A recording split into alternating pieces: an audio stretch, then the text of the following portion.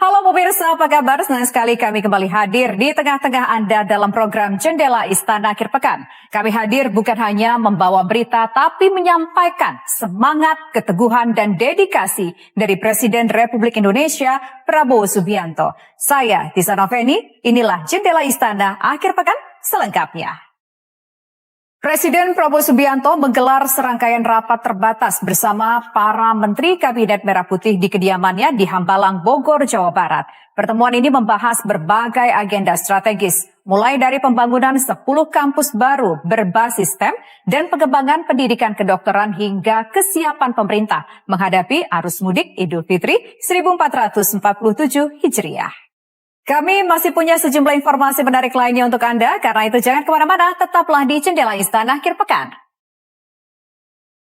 Pemirsa, pemerintah Indonesia menyatakan tetap berpegang pada prinsip politik luar negeri bebas aktif dalam menyikapi meningkatnya ketegangan geopolitik di Timur Tengah. Melalui berbagai langkah diplomasi dan perlindungan warga negara, pemerintah memilih posisi netral dalam konflik yang melibatkan Amerika Serikat, Israel, dan Iran. Di samping itu, pemerintah juga memprioritaskan keselamatan warga negara Indonesia di kawasan, serta menangguhkan sementara pembahasan terkait Port of Peace. Pemirsa, suasana haru mewarnai acara silaturahmi Presiden Republik Indonesia Prabowo Subianto dengan para kiai dan tokoh organisasi kemasyarakatan Islam di Istana Merdeka, Jakarta. Dalam kesempatan ini, Presiden menyampaikan apresiasi kepada Badan Amil Zakat Nasional atau Basnas atas perannya mengorganisasi bantuan kemanusiaan bagi rakyat Palestina.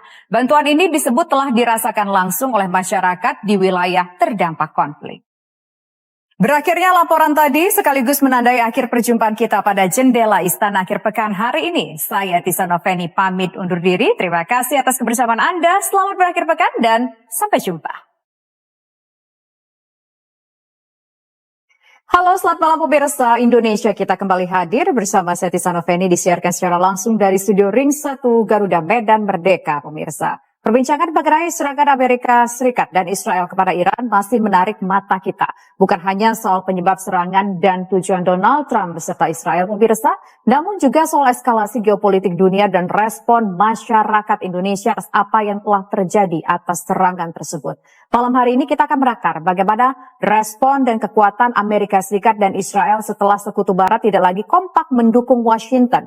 Sebelumnya pemirsa, Spanyol menolak penggunaan pangkalan militernya untuk operasi militer Amerika Serikat. Dan kemudian Inggris pun memilih untuk tidak bergabung dalam serangan ofensif terhadap Iran. Lantas, apakah Amerika Serikat dan Israel akan tetap terus gas pemirsa, gas terus dalam konflik ini? Seberapa kuat kemudian amunisi yang dimiliki oleh Amerika Serikat dan juga Israel? Kabarnya Amerika Serikat bahkan akan menggunakan cara dan senjata baru untuk terus membombardir Iran. Kemudian pemirsa, dari dalam negeri masih menyusul mengenai serangan Amerika Serikat ke Iran. Sejumlah tokoh nasional, organisasi masyarakat juga ada pemirsa, hingga lembaga-lembaga keagamaan ramai-ramai mendesak pemerintah Indonesia keluar dari BOP, Board of Peace, yang digagas oleh Donald Trump. Karena BOP dianggap berpotensi bertentangan dengan prinsip politik luar negeri bebas aktif.